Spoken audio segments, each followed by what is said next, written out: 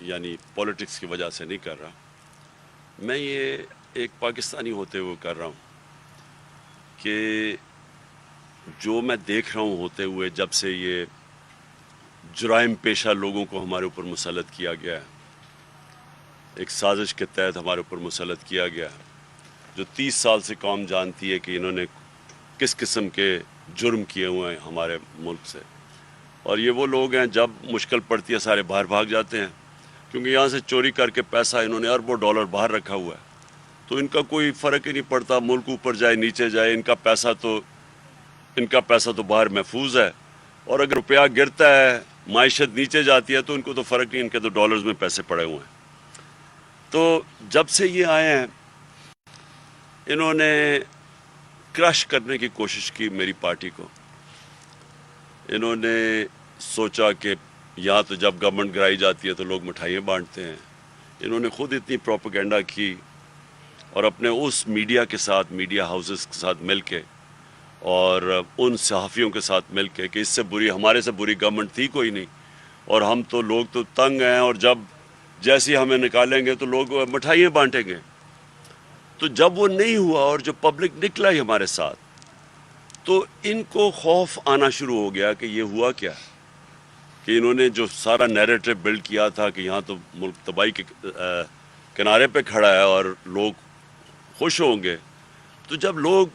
ہمارے لیے سڑکوں پہ نکلا ہے، اور اس کے بعد جب ہم نے احتجاج کیا تو اس احتجاج میں جو انہوں نے ظلم کیا ہمارے اوپر، وہ ہمیں پہلی دفعہ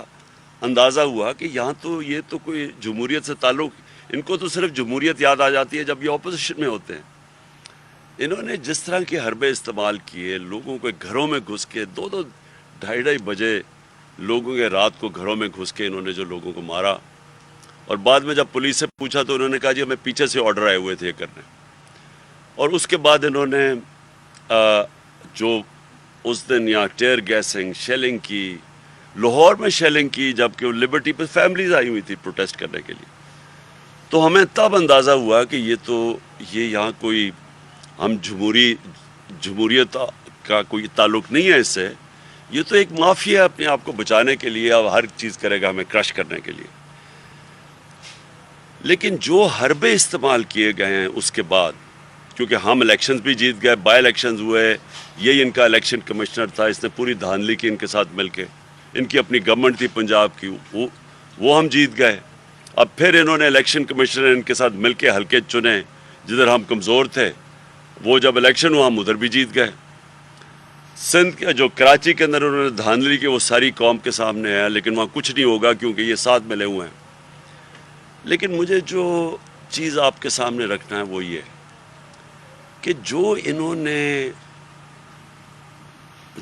نے طریقے اختیار کیے ہیں، یہ کبھی میں نے پاکستان میں اس طرح کی حرکتیں نہیں دیکھی۔ سنا ہے دہشت گردوں سے ایسے کرتے تھے، سنا ہے کوئی بہت بڑے جو مجرم جو ہوں جن کے جو بار بار جرم کریں شاید ان سے کرتے ہوں ایسی چیزیں، ہمیں نہیں پتہ، شاید کوئی ہندوستان کا کوئی جاسوس ہو یا وہ اس سے کوئی کرتے ہوں،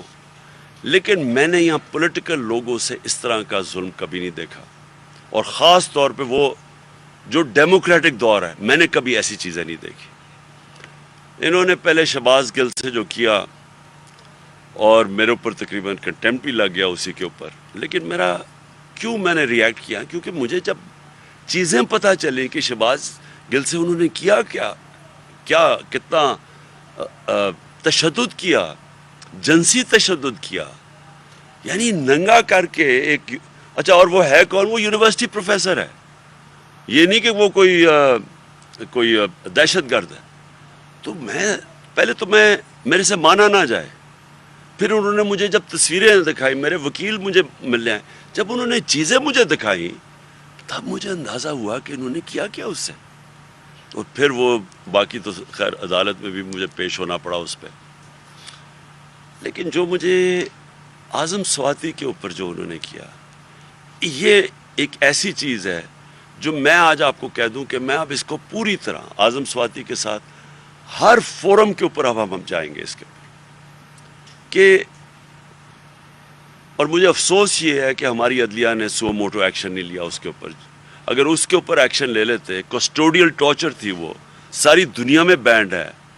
اس کے اوپر لے لے تو شاید اعظم سوادی سے وہ نہ ہوتا جو ان سے ہوا. میں صرف چاہتا ہوں کہ مختصراً اعظم سوادی پہلے آپ کو بتائیں ان سے کیا کیا انہوں نے. بسم اللہ الرحمن الرحیم. میں آج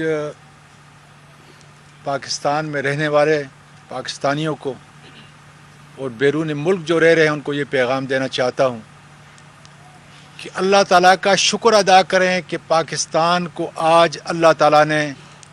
ایک ایسا بہادر اور انصاف پسند لیڈر دیا ہے جس کی وجہ سے پوری پاکستانی قوم ایک قوم بن چکی ہے. میں آپ کو یہ بتاؤں کہ آج اس جمہوری دور کے اندر، نام نہاد جمہوری دور کے اندر، اگر ایک سٹنگ سینیٹر کو خواہ اس نے کتنا بڑا بھی جرم کیا ہے لیکن ماورائے قانون، ماورائے آئین، اور پھر وہ سینیٹر جو کہ پی ٹی آئی کے پارلیمانی جو پارٹی ہے ہماری پی ٹی آئی کو اس کا ہیڈ ہے اور 17 سال سے سینٹ کے اندر ہے، اور کتنی کمیٹیوں کو میں نے ہیڈ اور چیئرمین اس کا میں رہا ہوں. آج آپ کے جو ہائی کورٹ کے ججز ہیں اور جو سپریم کورٹ کے ججز ہیں